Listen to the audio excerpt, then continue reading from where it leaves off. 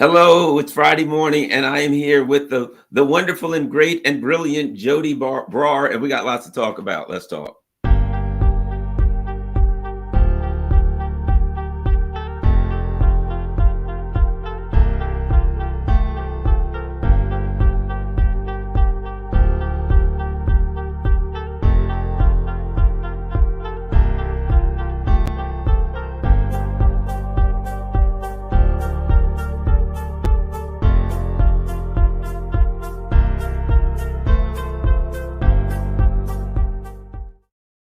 Hello, Garland Nixon here with Joti Brar, an absolute expert in Marxism and Leninism and all kinds of stuff.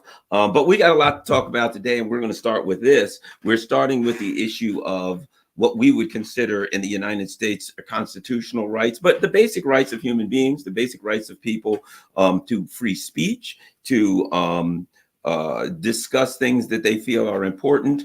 And apparently, someone in the Brar sphere, dare I even say family, has gone awry of what the imperialists in the UK feel is acceptable behavior. If you could tell us about what happened to your brother, Joti.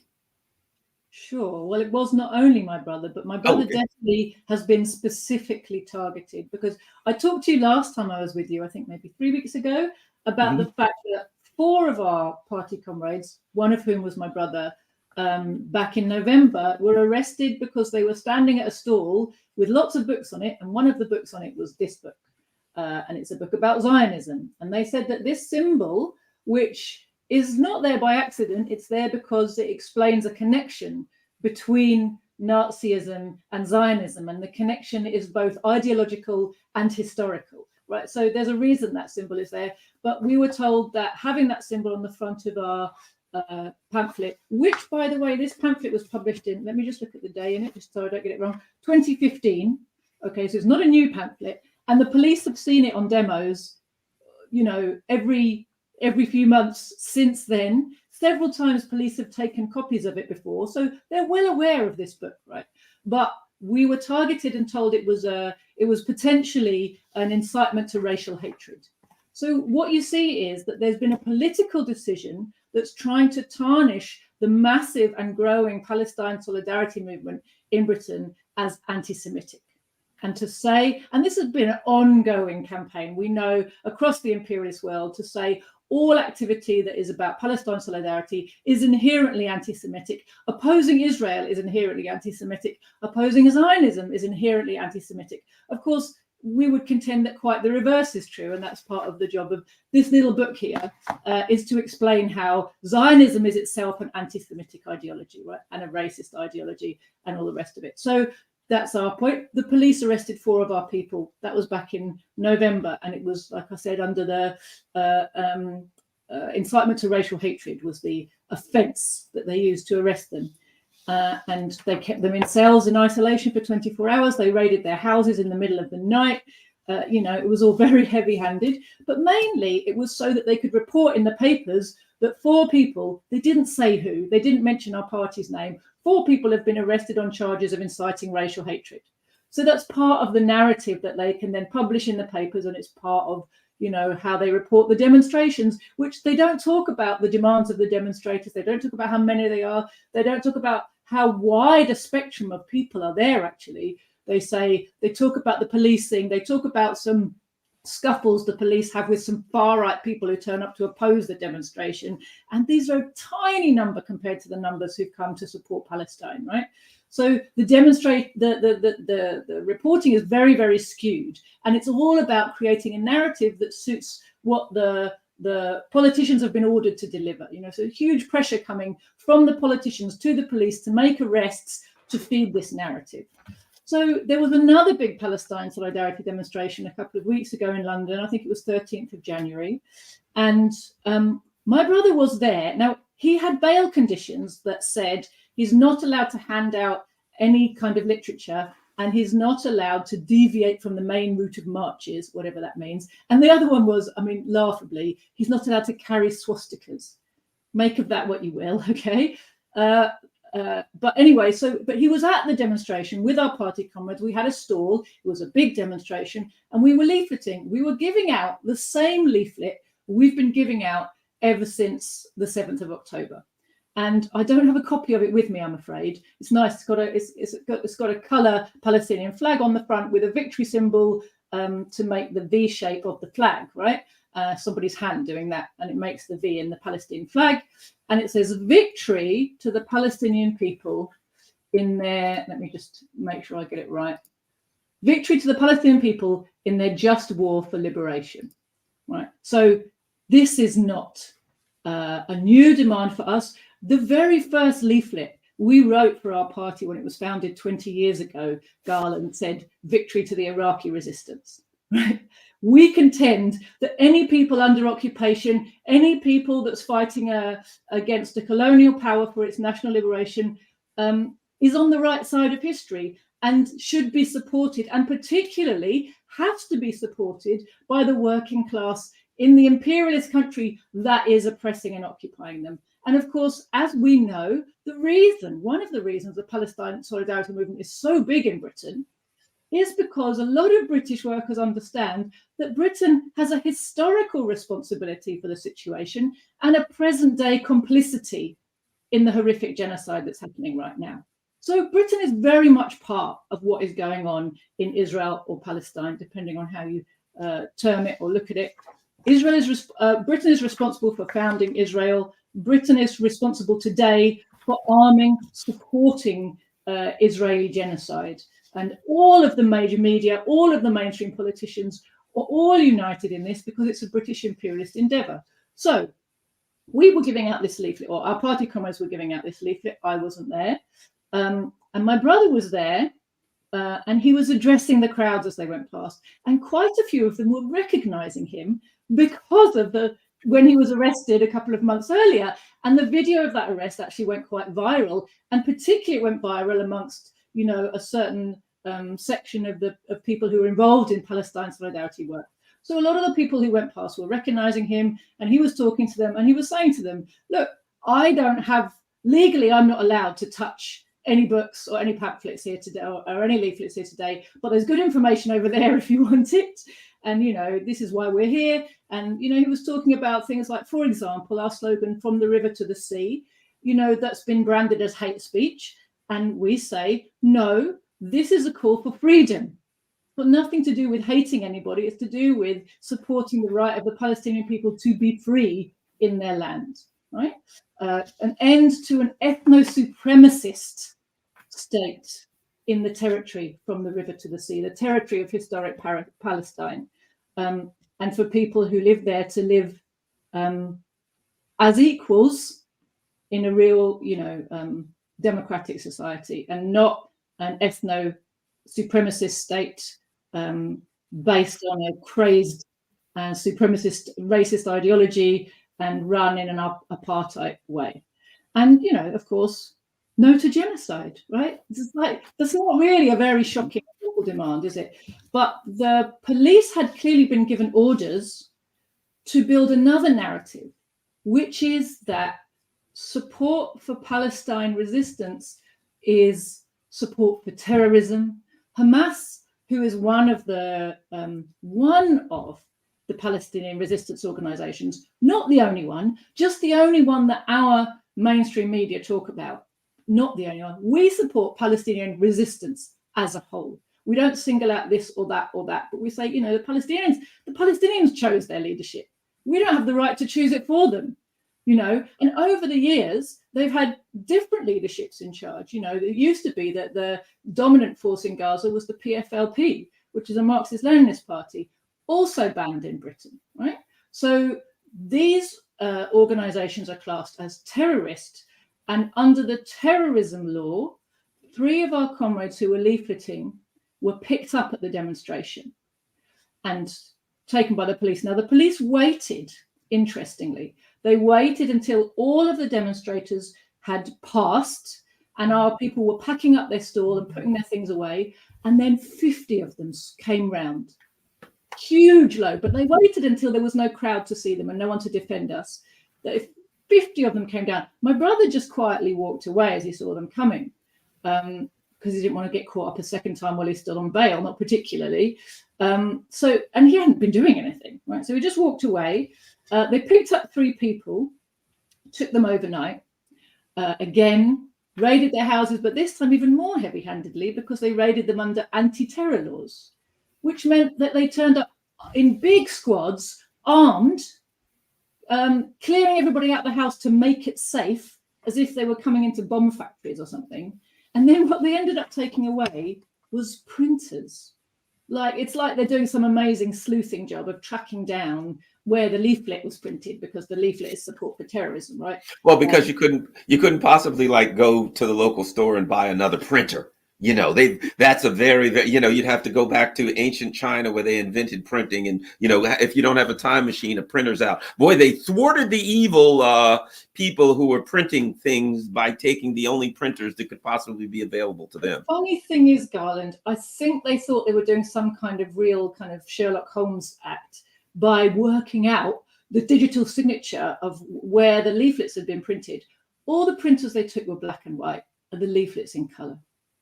And here's the thing about it. Genius is the police. What if you had the leaflets in your hand? Nobody's denying that they were printed at some point and that you were behind printing them. They could have just said, "Hey, where'd you print the printers?" "I got them printed at the local Kinko's store. We have Kinko," or something like that. "I just went to the local store in the corner and had them all printed." Are they going to then go to the local store or UPS store or something and arrest everyone in there? Clearly, it appears to me, this is narrative driven. So they're going to call it, this is a terrorist act, and they're going to act like they were, they're going to go through the motions like they were investigating Al Qaeda or something, so they can come up with a printer. And here's Exhibit A, an HP printer that you could get for $99 at the local store. Yeah. And, then again, it was reported in the press that, a man from Kent had his house raided by anti-terror police, and a woman from so-and-so had a house raided from the, so they do this thing, but in none of these reports do they say these people were from the CPGBML, this is the leaflet they were giving out, this is the content of the leaflet, right? None of that. So it's reported as if the police have found some suspected terrorists, and of course, as you say, totally narrative driven. So they've done their job of building the narrative and letting the media report it. The media's done their job. So everybody's patting each other on the back. They've done their job of feeding this narrative. The next day, as we had the first time, we sent our comrades to the police station where those arrested were being held, to demand their release and to wait for them to come out, obviously, and be supportive of them while they were in prison. Somebody noticed Ranjit specifically amongst those people outside. Now, bear in mind, he was with his 4-year-old son, and that wasn't the only child who was with us, right? So there was a bunch of us stood outside, and it was very much a kind of family gathering, if you like, not all family, but family friendly. There was just a bunch of people, party and supporters, and people waiting for those who were inside the police cells.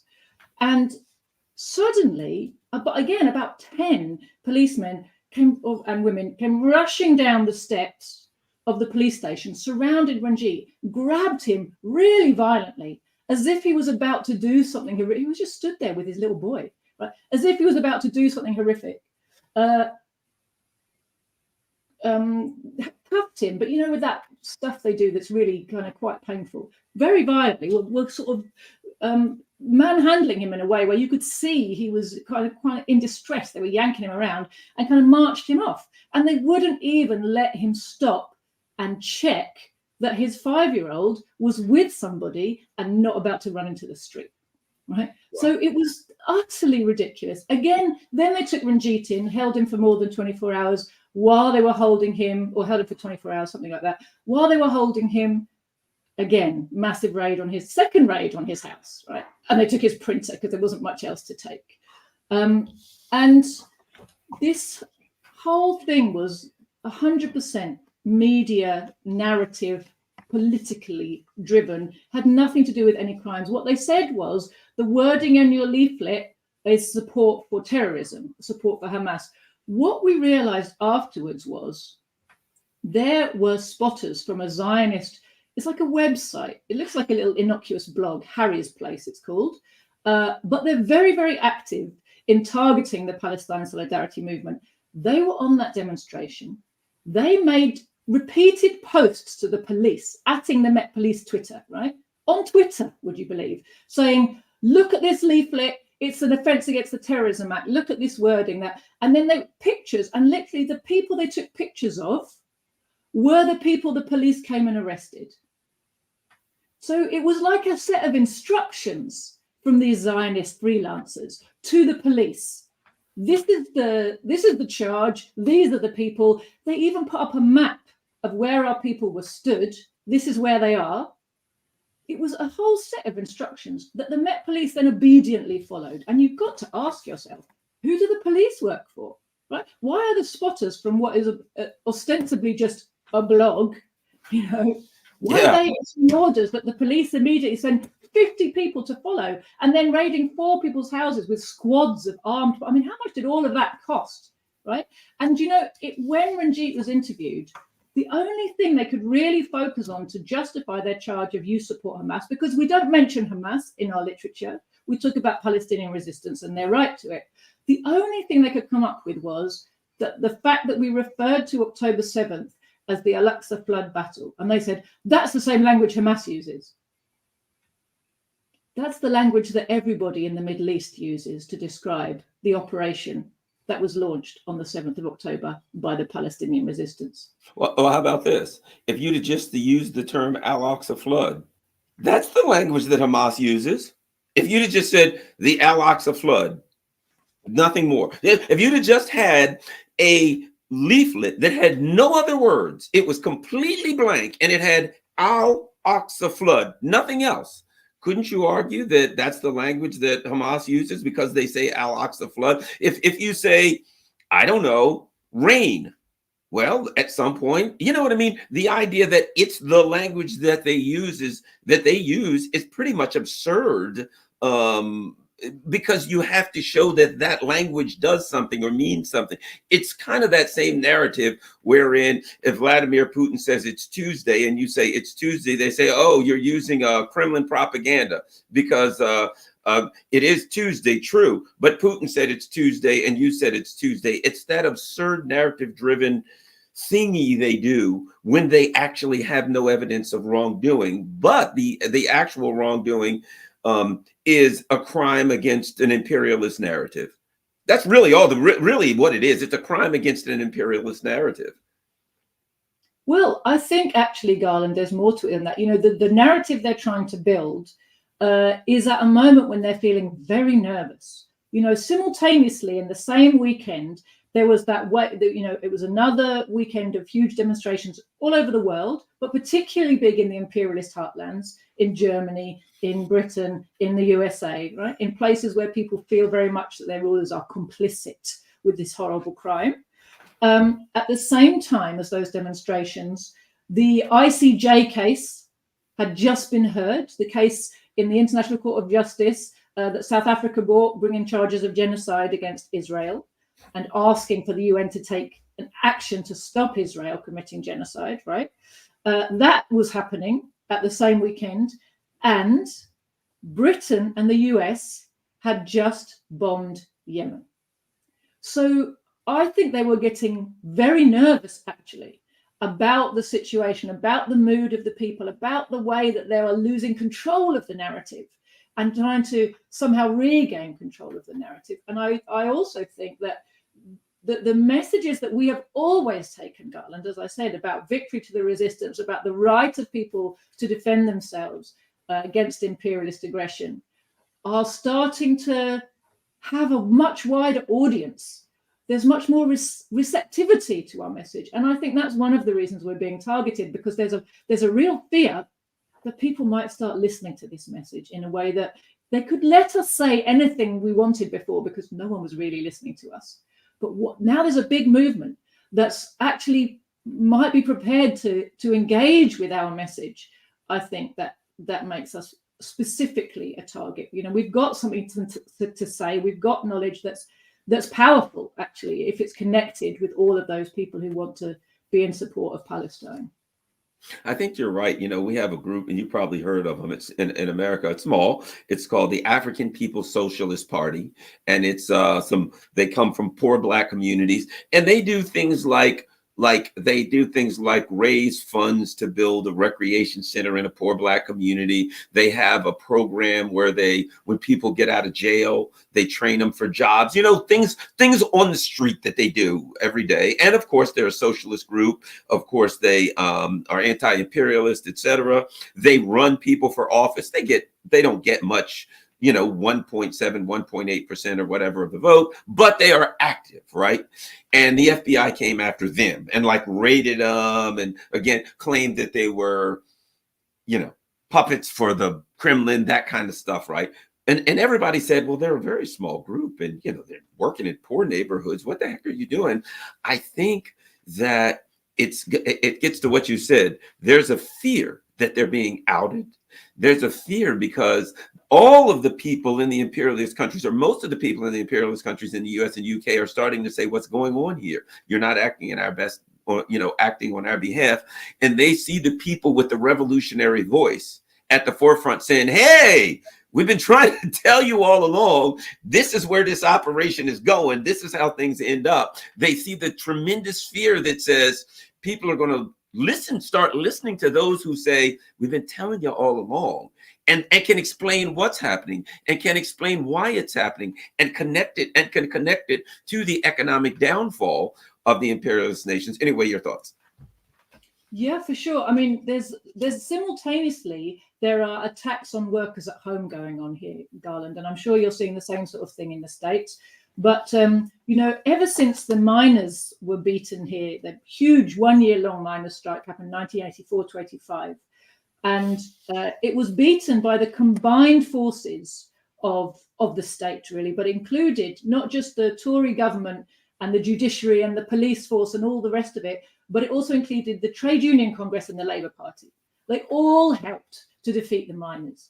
And ever since then, we've had raft after raft of anti-trade union law brought in to essentially create the conditions in which, if you abide by the law, any strike you try to run is doomed to fail, because no one can support you. You have to ballot this way. You have to conduct yourself this way. The government has the right to inspect how you do everything. I mean, the whole thing is utterly ridiculous, right? And the whole thing is to hamstring the power of the working class. The only power the working class actually has in a capitalist society, where they are essentially the wage slaves of the capitalist class, the only meaningful right, the only real power that the working class has is the right to use its collective might to strike, to withdraw its labor, right? And use that as a tool to try to protect its wages, et cetera, conditions of work, all the rest of it. It's the only power working people have. And the Tory and Labour governments have worked together over the last 40 years to basically take that strike away, to take that right away.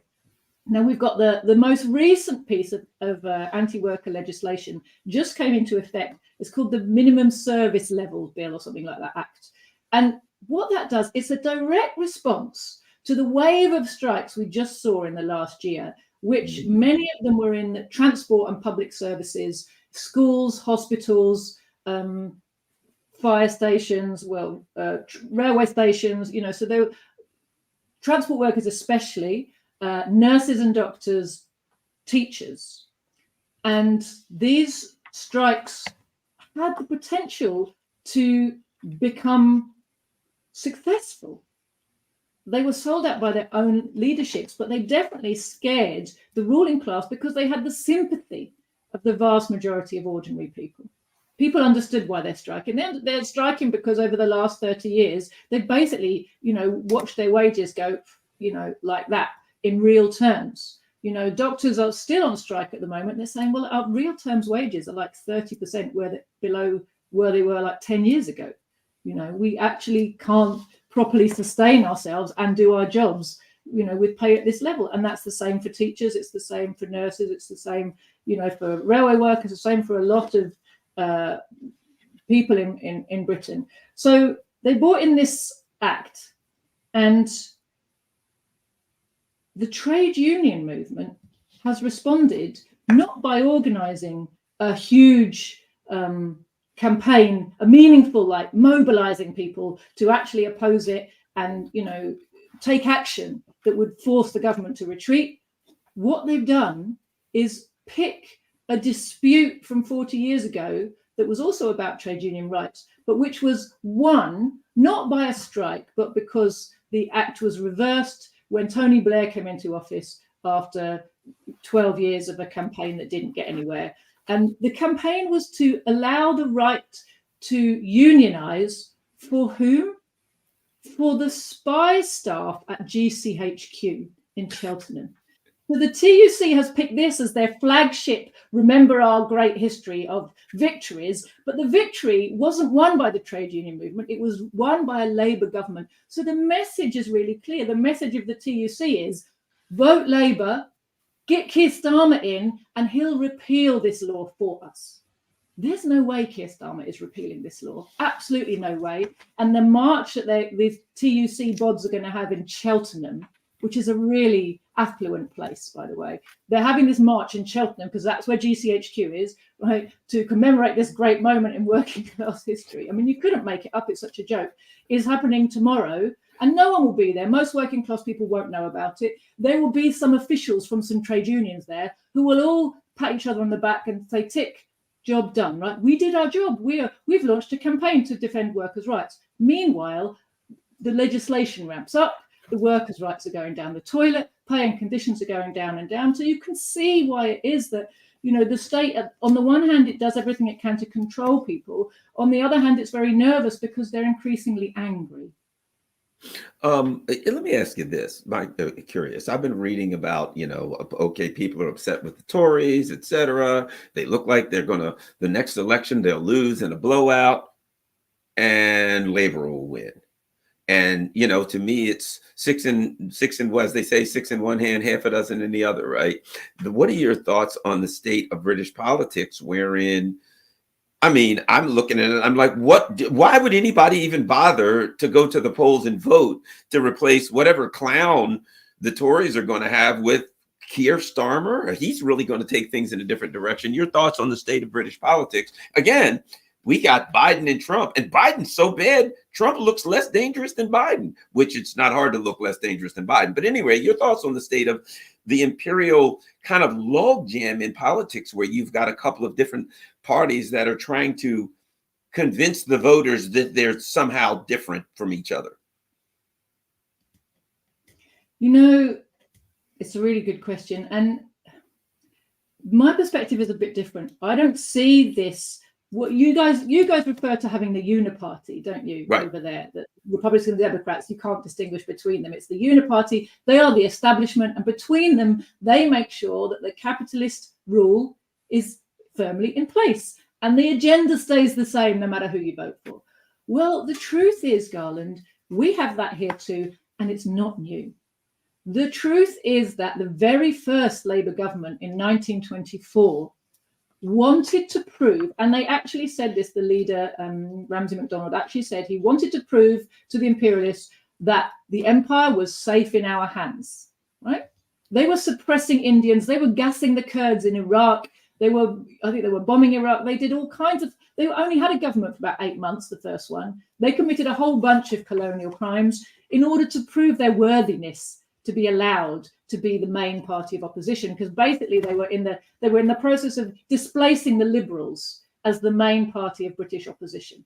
But what they made clear from the very outset was they weren't socialist, they weren't Marxist, they were loyal British subjects, loyal to British imperialism first and foremost.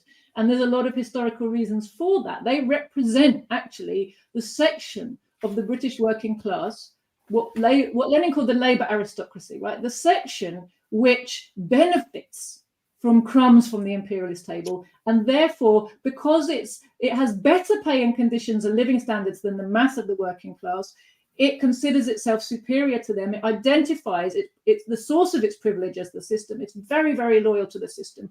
And you only have to look at, Tony Blair and Keir Starmer to see how, the Labour leaders can be more vicious against the working class at home and more desperate to wage wars abroad, actually, than a lot of Tories, who are always held up to us as kind of proto-fascists. Oh my God, the Tories, the Tories, the Tories. And like, again, if you look at the TUC's page about their campaign to defend the right to strike, it goes on and on about how it's a Tory attack on workers.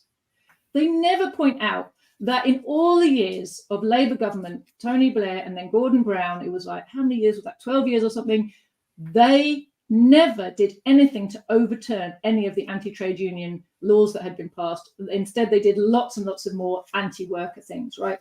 So the idea that, Labour is our salvation, it's been pushed on us really, really hard for 100 years, and it's simply never been true. What is changing, I think, in recent times is, again, since the miners' strike, with the return of overproduction crisis to the imperialist world, and the need, on the one hand, the need to attack the working class and the benefits they got after World War II in order to bring back profitability and make profits out of public services that they were just doing for free. And on the other hand, the feeling that, with the Soviet Union going and then gone, they didn't have the same threat of socialism and an organized working class hanging over them. So the ruling class has been attacking pay and conditions and the deindustrialization of many parts of Britain. Many communities have been left with nothing. And now you're looking at kind of third generation, communities where they're riddled with unemployment and drug addiction and everything else that goes with deep poverty and decline, right? And so what's different is that large numbers of working class people have learned through their own bitter experience that there's no difference between Tory and Labour, because they were always told, and they loyally did what they'd been taught, to vote Labour because you're working class, vote Labour because it's the Labour Party that will take care of you, right? So, but for 40 years, they've been under attack, and they've been under attack by Tory and Labour governments. And, Labour MPs, in these areas that used to be the red wall of Britain, right? There were Labour MPs, Labour councillors, Labour everything. And as they went into deep decline, those Labour MPs and councillors didn't fight for a book in a library, never mind a job or a factory or a piece of infrastructure or anything else that would have, helped the communities to defend themselves against what was happening. So this crisis of legitimacy for the Labour Party in particular is something, it's a growing phenomenon. How at the moment, how that shows itself is that larger and larger numbers of people of the core section of the working class don't vote. They've disengaged from the electoral process. And it's not because, as it's called, they're stupid or they're apathetic. It's because they know damn well that it will make no difference to them. The ICJ ruling came down this morning, and I'm going to have to as I've said, I have a person I'm talking to a little later today as an international human rights attorney to get a true interpretation of it. Right now people are guessing it means this, it's good, it's bad, it's not enough, whatever. But I want to see what an ICJ, what an actually a specialist in it has. Dan Kovalik, I don't know, a lot of people have heard from him, great revolutionary guy. But at any rate, but everything now is tied to that conflict. What happened to the members of your party that were arrested tied to the conflict?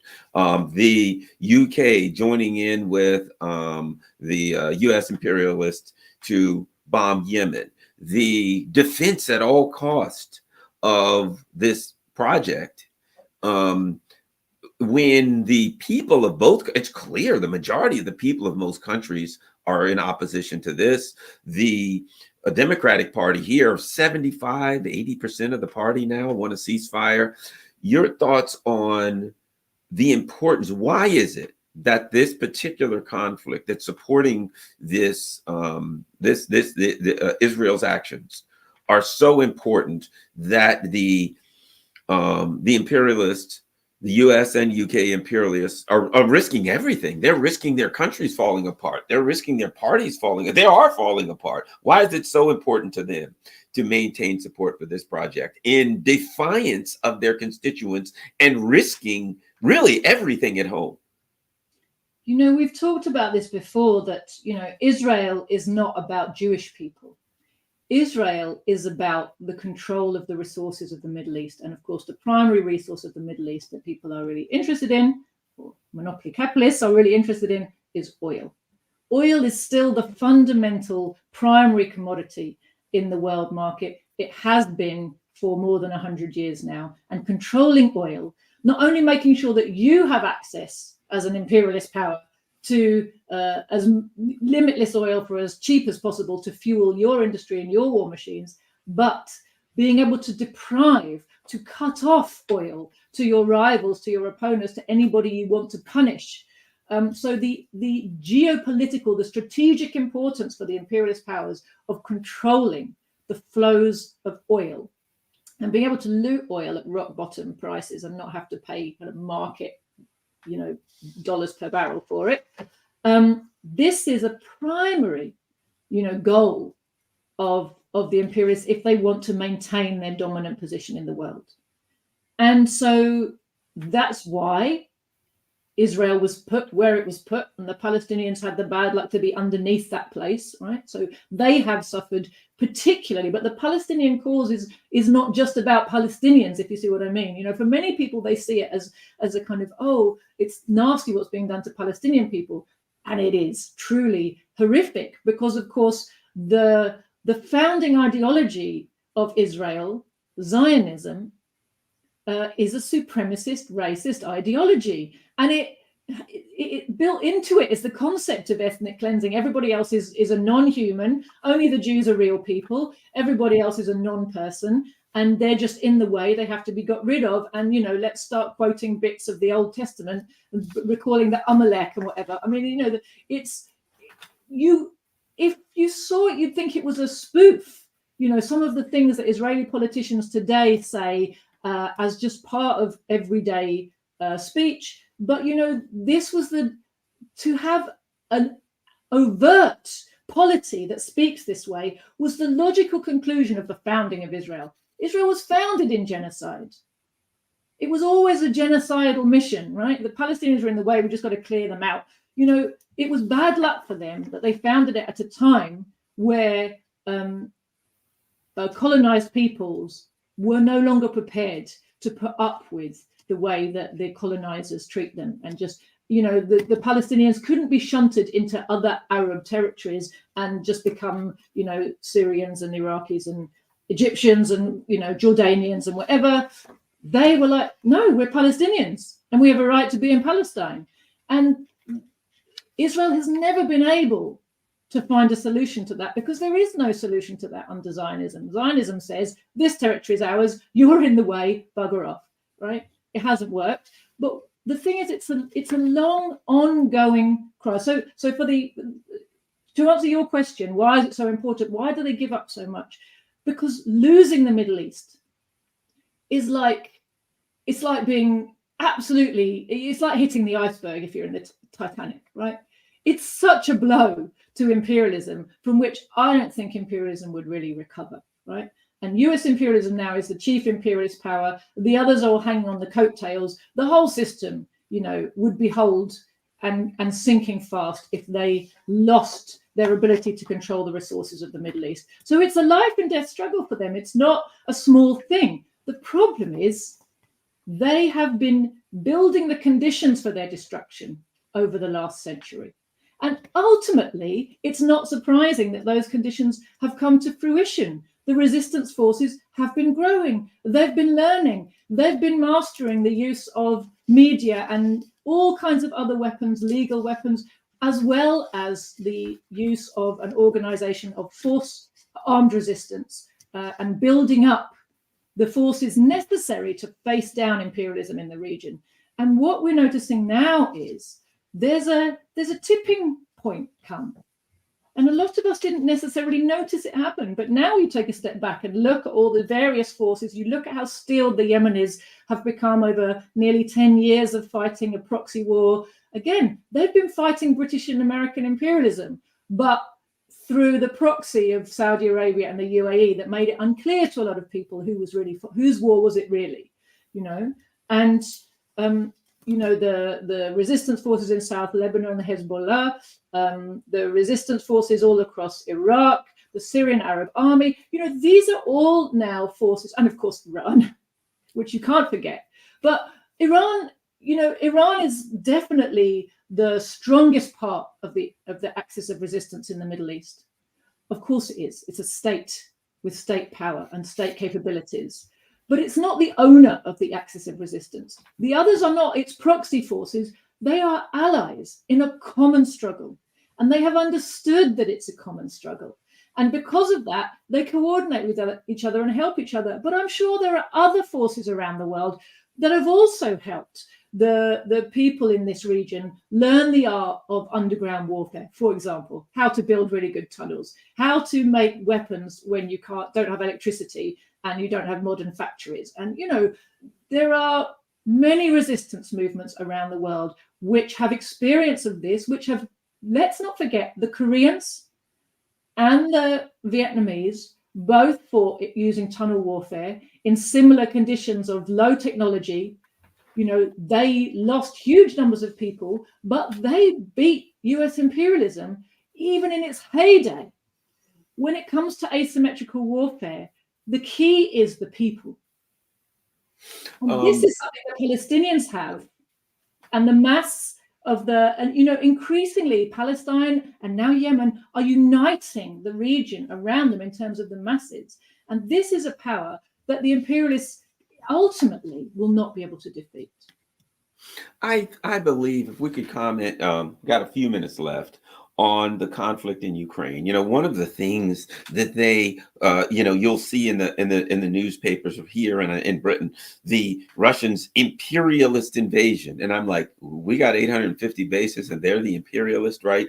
I firmly believe that the world changed. Certainly, the world changed after October 7th, but the world changed after the Russians entered the ongoing conflict in eastern Ukraine. I do believe that it's very important. I noticed that there was a Russian-African summit. And within a week or two after that summit, the Africans started revolting and throwing the French out.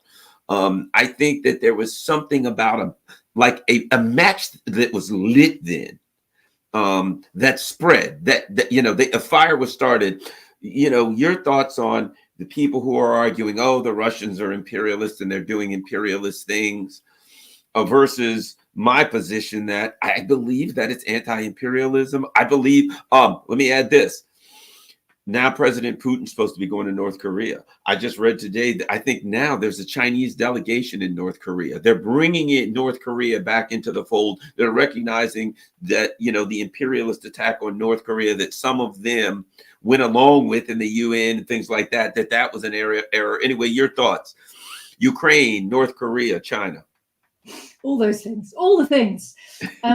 You're absolutely right, Garland, that the launch of Russia's SMO back in February 2022, gosh, it's nearly 2 years now. It's amazing, isn't it? It was a tipping point in history, really. It moved us into a kind of a new era. And it's an era that's characterized, on the one hand, by deepening imperialist economic crisis and an accelerating imperialist drive to war, but on the other hand, by a rising tide of resisting class struggle all over the world. And it drew a line around the world also in terms of pick a side. Now, the imperialists have for years been softening up the kind of intelligentsia in their own countries by describing their main opponents, Russia and China, as imperialist. Why do they do that? Because they know that fundamentally imperialism is looked on as a bad thing, even by the people in the imperialist countries themselves.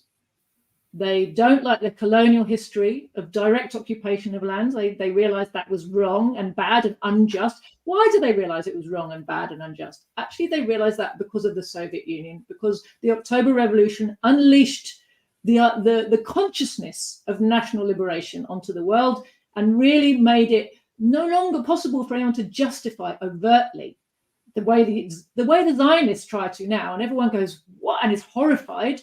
They talk the way all imperialists used to talk like 150 years ago, right? The problem is now it's not actually acceptable. You're not supposed to do that in public where people can hear you. You have to do it behind closed doors. I've no doubt that that's how the imperialists all still believe and think, behind closed doors. But in front of people, they have to talk the language of human rights and democracy and respect and equality and all this crap that has absolutely nothing to do with their system. But they have to, because it's the desire of the masses. The mass of the people around the world want those things. And those things actually come with socialism. They came with the Soviet Union, and they came as a result of everything that happened after the October Revolution. But they have this propaganda that says Russia's imperialist and aggressive, China's imperialist and aggressive, and we have to defend ourselves against this aggression by ringing them with bases. They haven't taken their soldiers anywhere, but we have to ring them with bases because they're aggressive imperialists, right? So this is their propaganda. And what's shocking actually to me is the way that so many on the left in the imperialist countries echo that propaganda. Echo it, repeat it, find justifications for it, find pseudo-Marxist kind of terminology and quotes from Lenin, you know, to kind of sanctify what is essentially aggressive pro-war, warmongering propaganda from our ruling classes. You know, the characteristic actually of the war being fought in Ukraine on the part of the people of the Donbass and the Russians who've gone in their support is that they're anti-fascist, self-defense, national liberation. That is the characteristic of that war. That makes it a just war for those people. It's an unjust war on the side of imperialism, which is aggressively, number one, it's taken over Ukraine and turned its people into its proxy armies and its territory into its battlefield. And number two, it is aggressively using Ukraine to try to destroy Russia. So Russia's in the right of it, and the USA and its allies are in the wrong. And let's never forget that it's the USA's war. It's the imperialist war. It's NATO's war. It's not Ukraine's war. Ukraine's people have been horrifically treated, brutalized. Their country has been destroyed. A generation of their men has been destroyed. I've seen figures that say 1 million Ukrainians have been killed. And then let's assume that means there's been like 2 million casualties on top of that, you know, severe casualties. That's horrific. You know, there's no way back to the status quo ante from that. And so, you know, this idea that Russia was aggressing when it finally came in to support the Russians who were defending themselves in the Donbass against something, I mean, much more slow motion, but the ideology with which NATO has mobilized its proxies in Ukraine is a fascist supremacist ideology, just like we see its proxies in Israel use when they're carrying out their ethnic cleansing and genocide against Palestinians. They say Russians are Untermenschen. They say everything about Russian culture and language must be wiped out, taken off the map. You know, if Russians aren't prepared to live as second-class citizens, they have to be wiped out. Exactly the same way that the Israelis talk about the Palestinians. They were trying to build an apartheid state, ethno-supremacist apartheid state in Ukraine. That would be a proxy for the USA. Exactly the same that the imperialists did with Israel, right? So there's a lot of parallels there. And the line that it's drawn around the world, you're right. It electrified the world that Russia finally came in and stood up for the Russians there and turned the tide of that war, you know. And in fact, when the Russians came in, again, they were provoked to it. They were forced to it, you know, because troops were massing. Ukrainian troops were massing at the borders of the Donbass, which had liberated itself and had defended itself for 8 years already. So this war, as you said, was ongoing.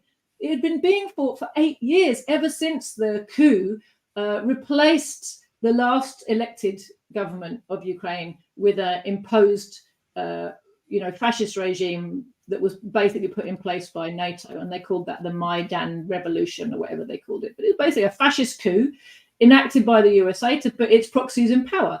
And since that date, the regions in the east that said, no way are we settling for a fascist regime that's targeting us specifically, they fought back. They liberated their area, and then they fought in defense of it.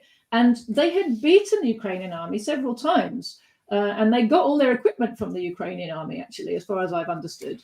They were fighting heroically, but it's a small area. And, NATO was pouring in weapons and training to the Ukrainian army. And the Ukrainian army had been busy building huge defense lines, massive trenches and fortifications. Now, it's clear they were not doing that to fight the people of the Donbass. They were preparing for a war against Russia. And the next stage of that was that in the end of January, beginning of February, just before the launch of the SMO, those few days before the launch, when we were getting this huge media campaign that says, Russia's going to invade Ukraine. And we're all thinking, why would Russia invade Ukraine? What's that all about?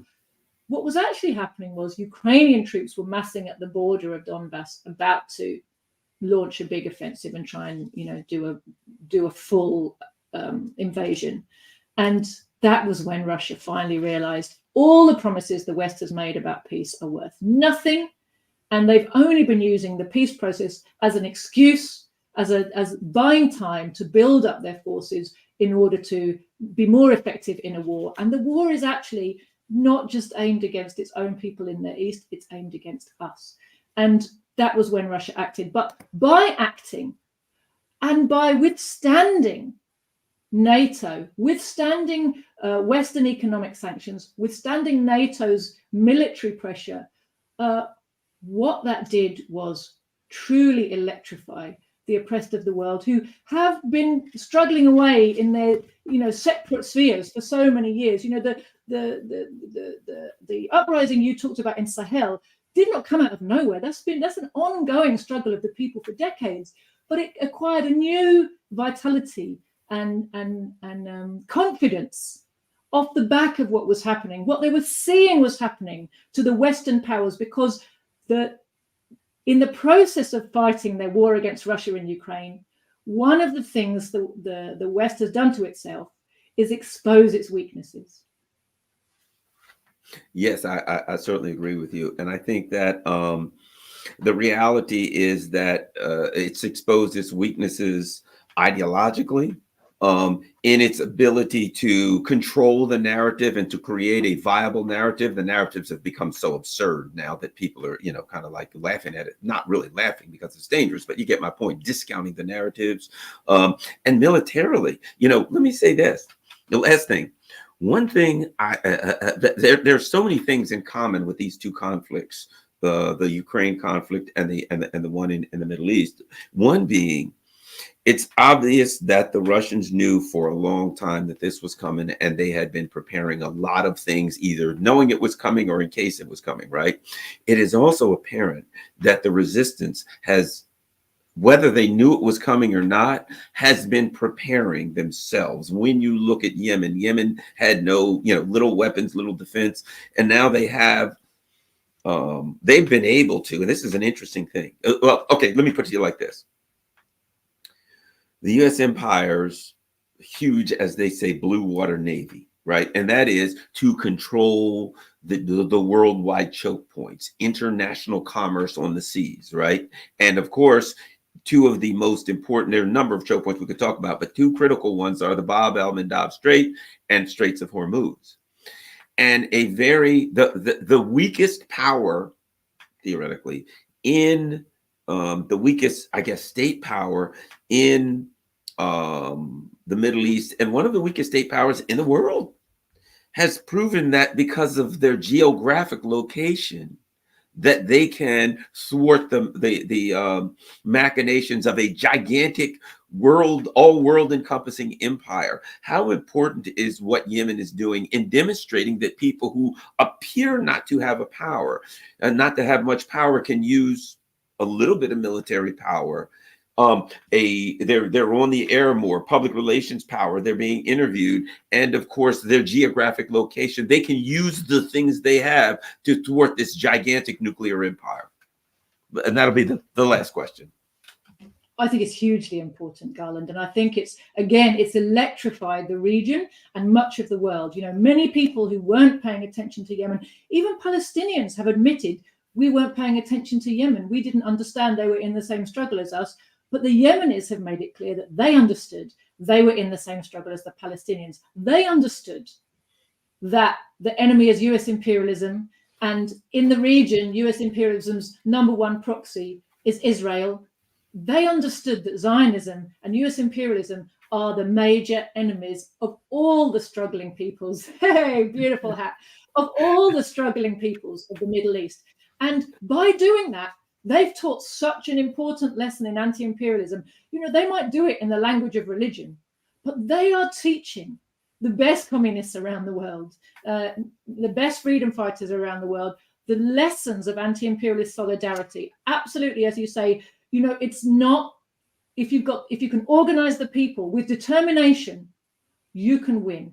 And the fact that the USA cannot gun them down, cannot destroy, they've spent 10 years trying to destroy this movement, Ansarullah, and what is now the Yemeni main government with Ansarullah at its heart.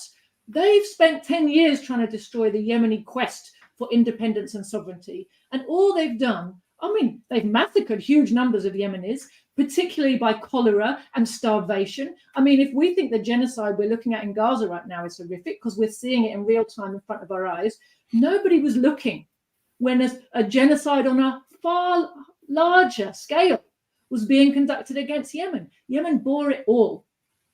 And it's come through stronger, steeled, organized, prepared. And like every resistance movement in the Middle East has been preparing for the day when it has to face off against the USA. But the Yemenis have been facing off the USA for 10 years. They're like, we've got nothing else to lose, but this is our war too. We are not going to stand by while you murder our Palestinian brothers and sisters. And they've shown that they have real power. Now, this is a lesson to everybody, because the truth is, especially in the imperialist countries, any country which is complicit in Israel's crimes has a workforce that is helping in that complicity, right? We're making weapons. We're moving them. We're allowing Israeli goods in and out of our ports. Why is not every docker around the world saying no Israeli goods in or out of this port? Why is not every arms manufacturer saying no weapons for Israel will be made or shipped from here? Why is not every train driver saying no Israeli goods or weapons will be transported by us? You know, it's in the end, the imperialists don't fight their wars.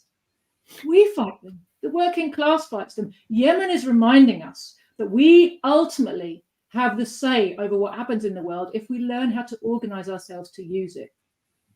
Yeah, I agree with you. I think that's the critical thing that we're learning from Yemen, and that is that the power is in your determination. You know, the U.S., it's interesting because the empire's like, okay, well, doggone it, we'll show them, we're going to bomb them. And of course, the two, imperial powers of the last few centuries, we're coming in, and they come in and they bomb Yemen with the concept that their mentality, well, that scares people, that upsets people. And the Yemen, the not just the government, the people of Yemen take to the streets by the millions, and they say, hooray, we've been waiting for this fight. This is what we're looking for. We've been waiting all this time. We finally get to confront the puppeteers instead of the puppets, and everything they do.